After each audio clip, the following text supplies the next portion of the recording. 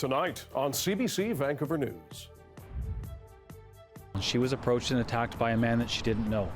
He punched her, he knocked her to the ground, and while she was on the ground, he continued to repeatedly assault her. A man is charged after police say someone attacked a tourist in downtown Vancouver. Court documents show the suspect has a violent history. Plus, I've been in a lot of elections. I've not seen anything like this. an NDP candidate calls out election sign vandalism as voting day inches closer. And I could not sleep last night. How do I visit my parents? How do my parents visit me? as tensions between Canada and India grow, some people in BC fear being cut off from their loved ones. This is CBC Vancouver News.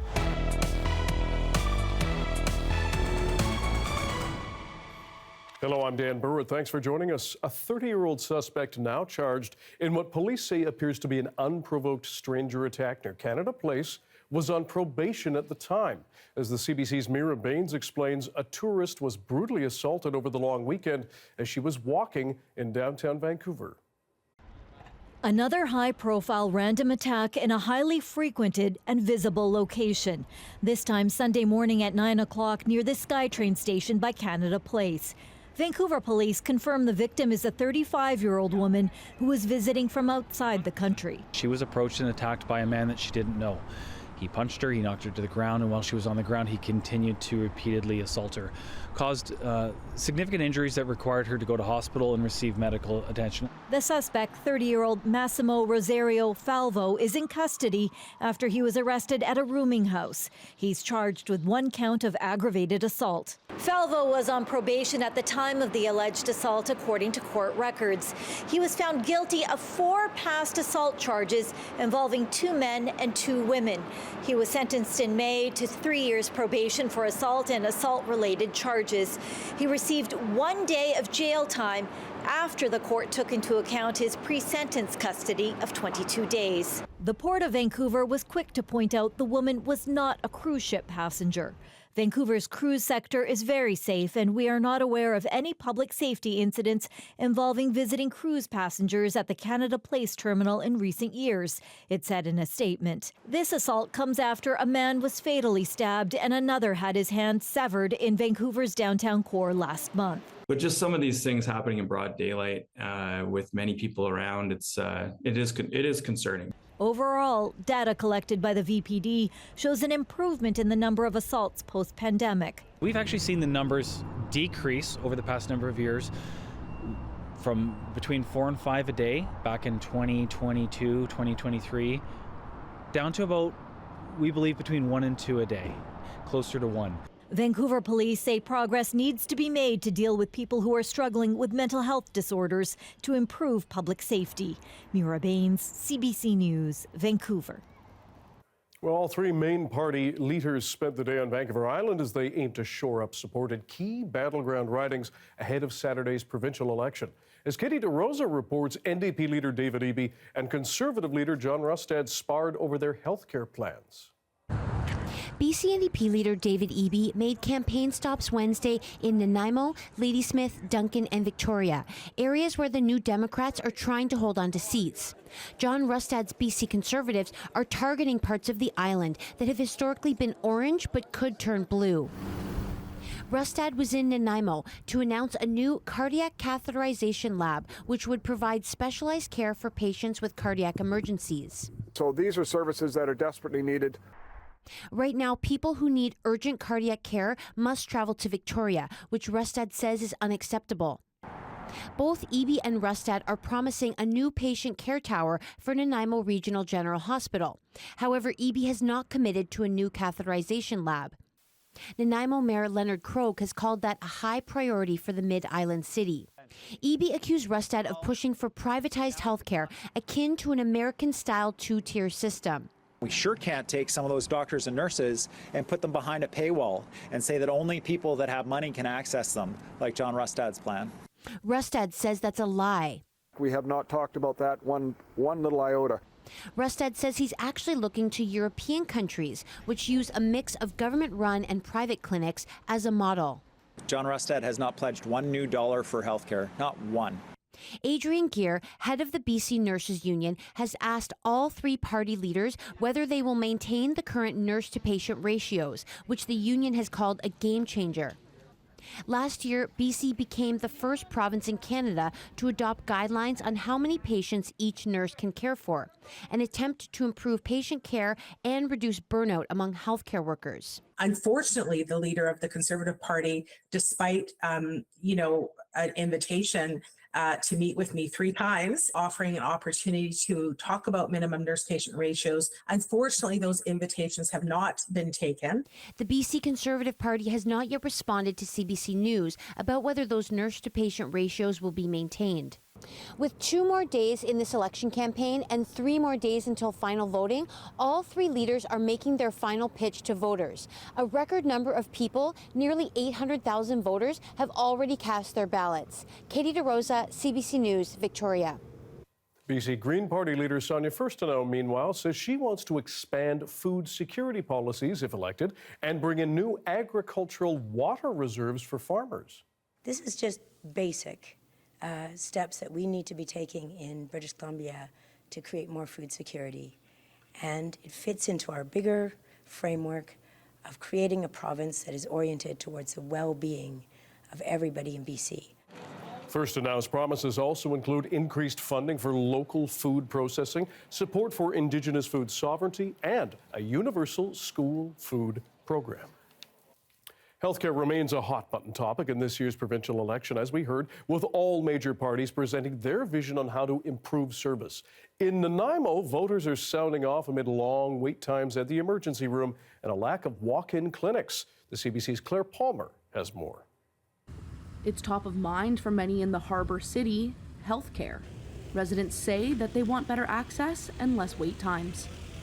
Well, I hope the promise comes through because there are a lot of people that need this, and it's not always possible to drive out of the city to another area.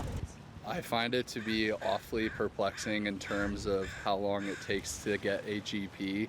I believe it can be very beneficial to obviously have better access to healthcare because, for example, I went to get my tonsils taken out a while back. That was actually pretty good, but then I went to do a follow-up appointment for a deviated septum, and I don't even think I ever got a call back. A new doctor in Nanaimo who came here from the States a few months ago says that while the issue of access to primary care isn't unique to Nanaimo, more doctors need to be added everywhere to address the issue.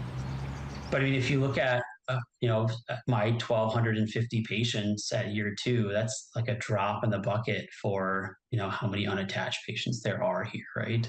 Different parties are promising different approaches. The NDP are pointing to the new primary and urgent care clinic set to open in North Nanaimo in 2025, with the Nanaimo-Lanceville candidate reminding voters that the party has hired 6,300 nurses and 800 family doctors this year. Well, we make sure that we are offering credits to doctors and nurses to move to different types of communities, and that's what we'll continue. That's what I'll be advocating for, to make sure that we have more practitioners here in Nanaimo. Let's try to get the BC Conservative candidate for Nanaimo-Lanceville, meanwhile, took to social media to voice her concerns over the state of healthcare in the Mid-Island to North Island region. So if we can simply focus on proper treatment for people with drug addictions and move towards treatment care rather than the so-called harm reduction, that would take so much pressure off of the entire system. She also says updating facilities at Nanaimo General Hospital will help with recruitment and retention of doctors. Voters head to the polls on October 19th. Claire Palmer, CBC News, Nanaimo. The Prime Minister is shedding new light on the bombshell revelations made by the RCMP on Monday. The Mounties say they have credible evidence that Indian government agents played a role in widespread violence in Canada. Justin Trudeau appeared before the public inquiry into foreign interference, saying the RCMP spoke when it did in an effort to stop the violence. The decision by the RCMP to go forward with that announcement was entirely anchored in public safety and a goal of disrupting the chain of activities that was resulting in drive-by shootings, home invasions, and violent extortion, and even murder. Now, as tensions between Canada and India mount, people here in BC fear they will not be able to see their loved ones overseas. Some faith leaders have now called on the Canadian government to close Indian consulates. Our John Hernandez reports on how those calls have stirred up anxiety within the local Indian diaspora. Ties between India and Canada are so strained. Like for last year, it has been so stressful. Garima Agarwal has been in Canada since 2018. She moved to Surrey with her husband, Vaibhav Tripathi, from India. Both of them want to bring their parents over. We have been waiting for Canadian sponsorship program to be opened to apply. But with mounting tensions between Canada and India, they fear it might never happen. On Monday, the RCMP commissioner alleged Indian diplomats were involved in what he called widespread violence on Canadian soil. Sikh leaders in BC have since called on Ottawa to shut down consulates in Vancouver and Toronto. The fallout has left Agarwal and Tripathi, who are Hindu, worried they won't see their loved ones anytime soon. I was so mentally stressed, I could not sleep last night. How do I visit my parents? How do my parents visit me? And their applications for visitor visas seemingly sitting dormant. My parents, they applied for their visa in September 2023. They completed their biometrics in October 2023. And since then, my parents' application has been in limbo. Already with what happened last year, we've seen a decrease of issuances of visas. This Surrey immigration consultant is referring to the assassination of pro-Khalistan advocate Hardeep Singh Nijjar, who was killed outside a local Gurdwara. 4 Indian nationals have been charged. Agni Hotri, who is Hindu, says there's been increased tensions between local Sikh and Hindu communities since. This is where the intervention is required, right? Like, we need to calm the situation before it goes out of hand. Local MPs are calling for unity. This is not an issue between two religions or two different communities. It is between two countries. They, and love each other. With 6 Indian diplomats expelled this week, officials expect consulates will remain open. John Hernandez, CBC News, Vancouver.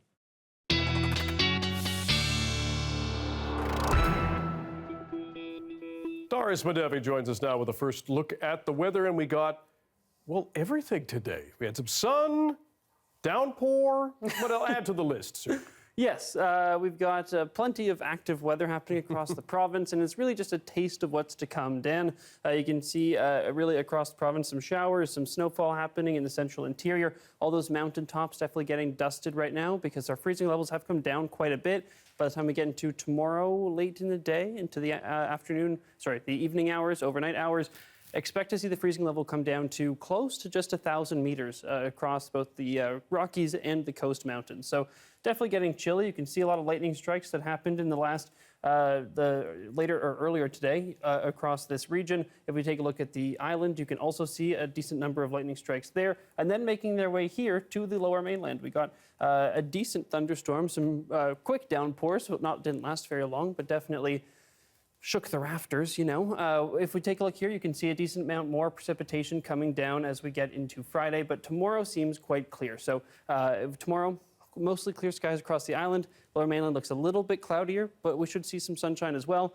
Then as we get into, again, Friday, that's when we see that big wave of precipitation. That's when the atmospheric river comes in, which we can take a look at here. You can see a decent wave of precipitation feeding in, a decent wave of moisture feeding into much of the south coast. The last few months when we've seen these events, they've been mostly concentrated, or last few weeks, we've seen these events, they've been mostly concentrated on the north and central coast. So this one coming down to the south coast, first major storm of the year for us, for sure. Expect to see a lot of precipitation come down. Some parts of the island may see as much as 200 millimeters of rainfall by the time we get into the end of this week. So definitely notable. And again, a decent night tonight, fairly calm, but we do have some flurries. We have some showers happening in parts of the island.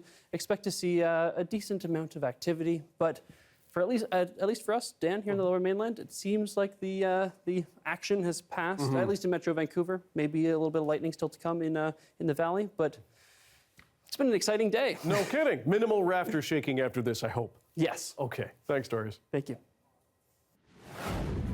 With just days to go before the BC election, middle-income earners in Kelowna are heading to the polls with housing costs which have skyrocketed since the last election, top of mind. We'll dig into what they hope for next.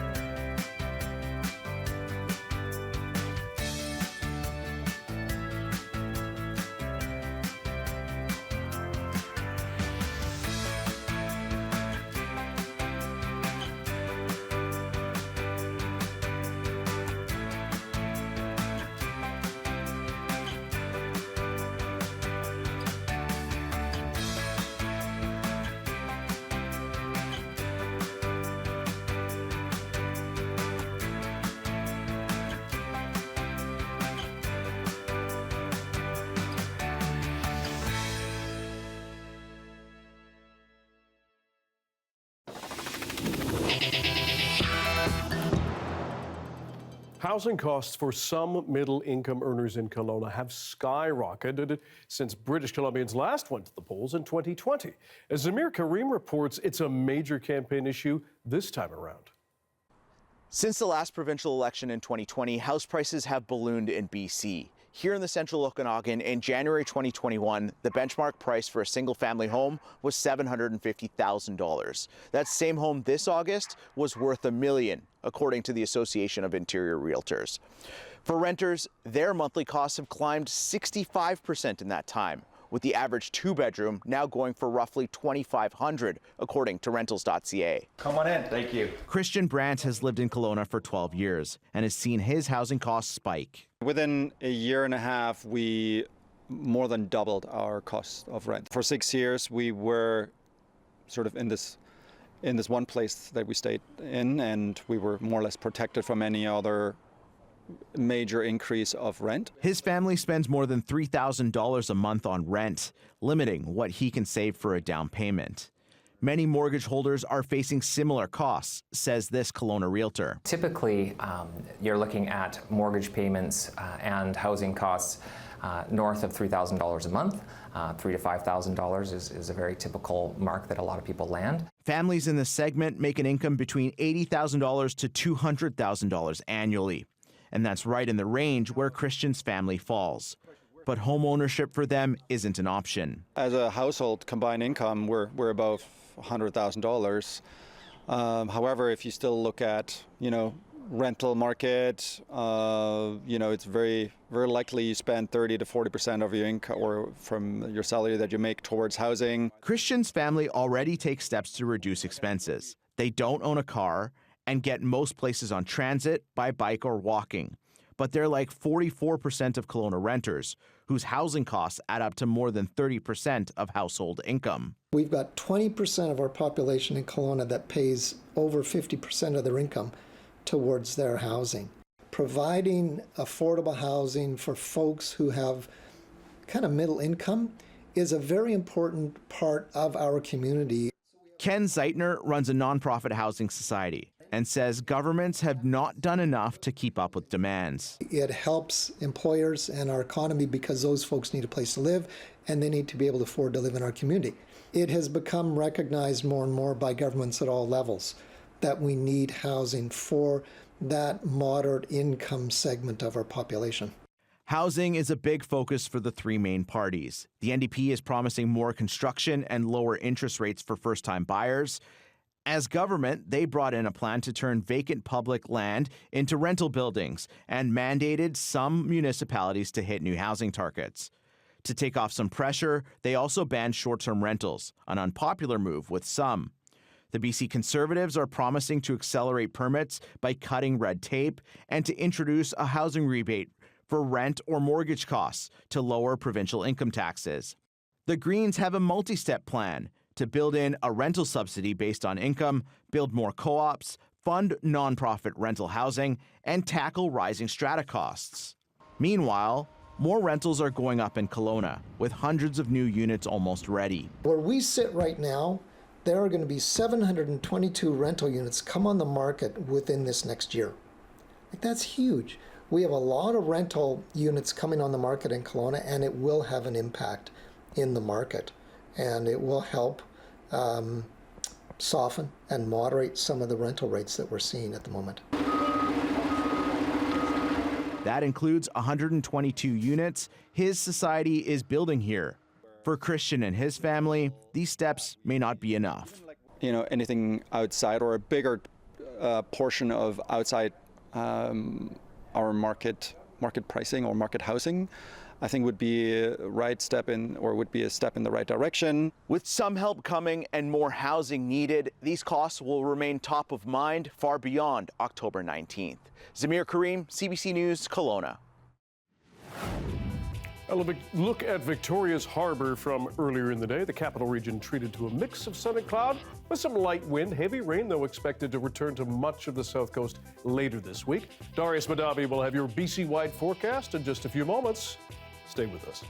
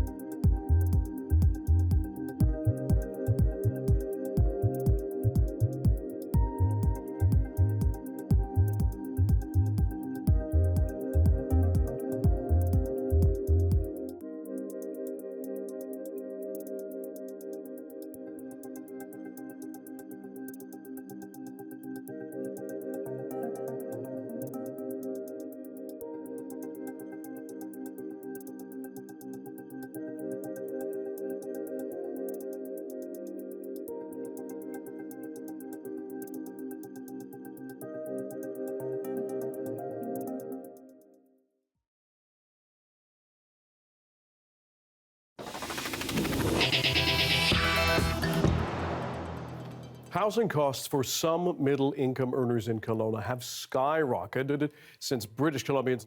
The weather update is brought to you by Direct Buy Furnace. To cool and clean the air in your home, call Direct Buy Furnace. Installing Train, the most reliable heating and cooling brand.